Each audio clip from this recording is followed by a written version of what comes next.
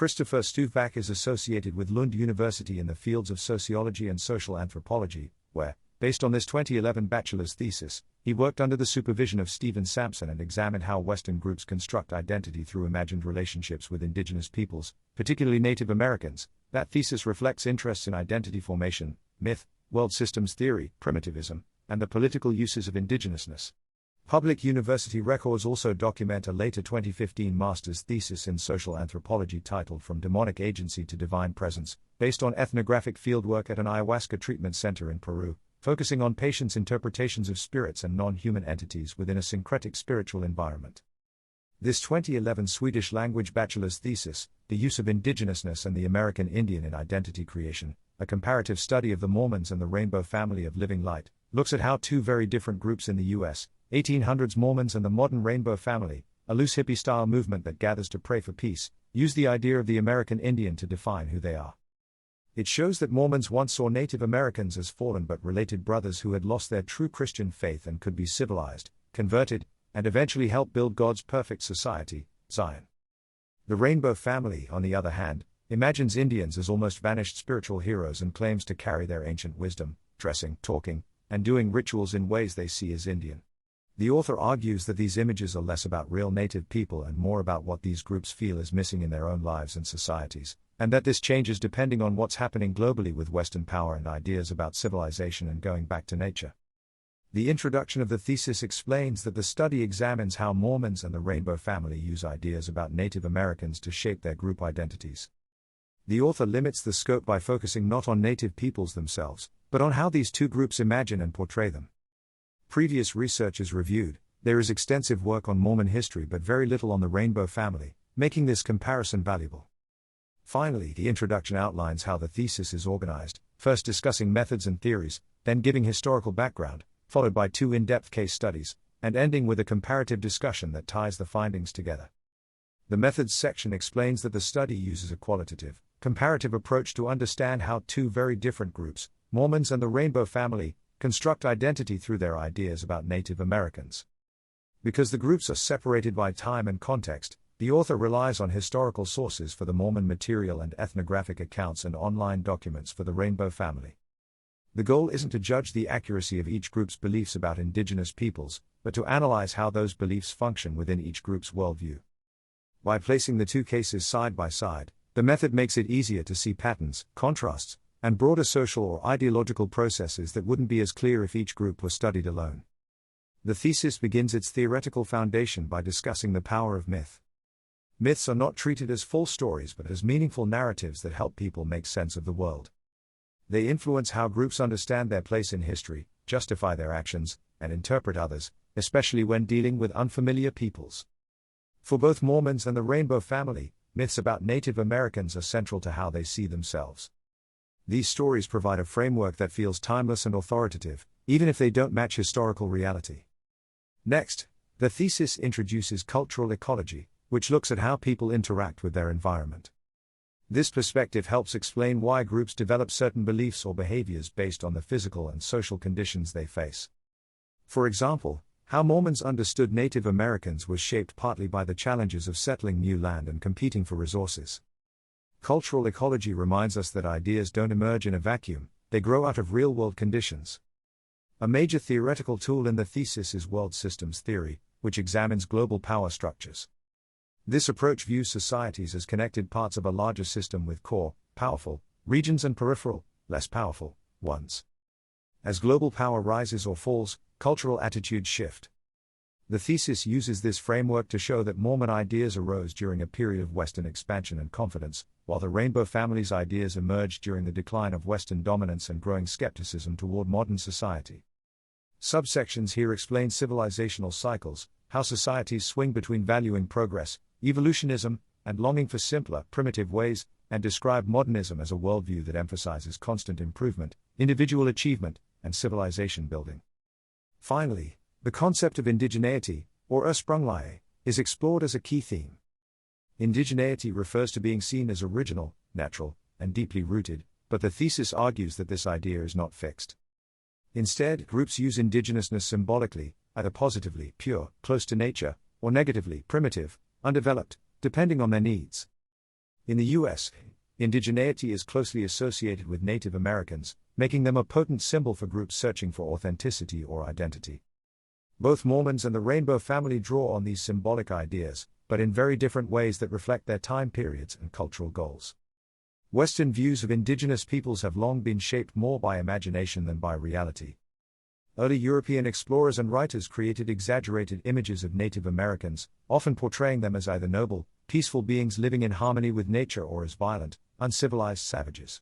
These stereotypes, both positive and negative, simplified a huge variety of cultures into a single, fictional figure, the Indian. Over the centuries, this imagined savage became a flexible symbol that Europeans used to reflect their own fears, desires, and debates about civilization, freedom, morality, and progress. Western Christianity and colonial powers added another layer to these portrayals. Christian missionaries often viewed indigenous peoples as spiritually lost and in need of saving, while colonizers justified taking land by claiming that native populations were less civilized or less deserving. Sometimes indigenous people were romanticized as pure and natural, other times they were demonized as obstacles to progress. These shifting images served political and religious agendas rather than reflecting indigenous realities. The thesis uses this background to show how both Mormons and the Rainbow family inherited and adapted these long-standing Western ideas when constructing their own identities. The Mormon case study starts with the early history of the Church and its move westward. The thesis explains how the first Mormons saw themselves as a persecuted religious minority who needed to find a safe place at the edge of U.S. society. They moved again and again, eventually heading toward what they understood as the frontier.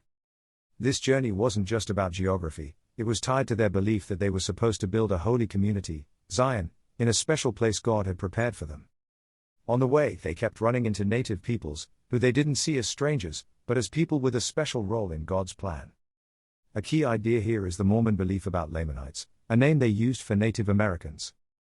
According to the Book of Mormon, these people were originally Israelites who had migrated to the Americas, built a great Christian civilization, and then fallen away from the true faith and degenerated, even gaining darker skin as a sign of this fall. At the same time, Scripture and early Mormon leaders taught that in the last days these same Lamanites would be spiritually restored and play a powerful role in the final battles and in building Zion. So Native Americans were seen both as fallen and as future allies. This myth made it feel natural and necessary for Mormons to missionize among native people and to imagine a deep, almost family connection to them. However, when Mormons actually settled in the Great Basin, Utah and surrounding areas, things didn't go according to the ideal. Leaders like Brigham Young said it was cheaper to feed the Indians than fight them, and promoted a policy of generosity and mediation. In reality, there were serious conflicts over land, animals, and resources. Mormons punished native people for theft, pushed them off valuable land, and eventually supported reservation policies and forced removals. The thesis also talks about an ecological conflict. Mormons wanted to fence, plow, irrigate, and improve the land, while native groups had very different ways of using and moving through the environment. Over time, practical needs and fear made Mormons act less like spiritual partners of the Lamanites and more like typical settlers defending their farms and towns. Finally, the thesis places Mormon identity in a bigger global picture using world systems theory. It argues that Mormon ideas about Native Americans grew out of a 19th century moment when Western powers were expanding and confident in their own civilized status. Mormons were both outsiders persecuted, moving west, and insiders, white Americans taking part in colonization. Their Lamanite myth let them see native peoples as part of a grand sacred history, while still justifying efforts to civilize and control them. As the group settled and integrated more into U.S. society, their identity shifted from being closely tied to Lamanites and Zion building on the frontier toward becoming another part of the broader Western, modern project, still religiously distinct, but less directly bound up with real native communities and lands. The Rainbow family of living light is presented as a loose, leaderless countercultural movement that emerged from the 1960s hippie era. Its members, mostly white and from diverse social backgrounds, gather in temporary, nomadic communities to promote peace, egalitarianism, environmental care, and alternative forms of living. They describe themselves as rejecting mainstream society, Babylon, and seeking a lifestyle guided by cooperation, spirituality, and closeness to nature. Many participants draw inspiration from what they believe are Native American traditions, incorporating clothing, ceremonies, and symbols they interpret as authentic. This use of indigenous imagery becomes central to how they understand themselves as a special kind of spiritual community. A major part of the Rainbow family's identity comes from myths and prophecies they frequently quote, most famously the idea of warriors of the rainbow, a supposed Native American prophecy stating that people of all colors would one day come together to heal the earth. In reality, these prophecies are not indigenous but are largely taken from a Christian evangelical tract called Warriors of the Rainbow, which many Native groups, including the Hopi interpreter Thomas Banyaka, have rejected as inauthentic. Despite this, Rainbow members embrace these stories because they reinforce their belief that they are part of a spiritually significant global renewal. The myths validate their desire to revive a simpler, more harmonious way of life and give them a sense of inherited wisdom and purpose, even though the origins of these stories lie outside genuine Native traditions. The gatherings themselves deepen this sense of sacred mission. Each year the Rainbow family holds large meetings in U.S. national forests, which they view as sacred land. They set up communal kitchens, build temporary shelters like teepees, and hold rituals such as drum circles, pipe ceremonies, and storytelling sessions modeled on their understanding of indigenous practices. These gatherings are not just festivals, they are seen as temporary utopian societies where people live out the values they believe modern civilization has lost. The choice of land is symbolically important, forests are viewed as spiritually pure, and Rainbow members see themselves as protectors of nature, mirroring what they imagine to be traditional Native relationships to the environment. Conflicts sometimes arise with actual Native groups when gatherings occur near genuine sacred sites, particularly when Rainbow members bypass tribal authorities whom they view as too assimilated, revealing tensions between the imagined indigenous past and living Native communities. The thesis argues that the Rainbow family's worldview makes sense when understood through the lens of global changes in the late 20th century. Their rise took place during the decline of Western hegemony and growing disillusionment with modernism, the belief in progress, technology, and civilization as inherently positive.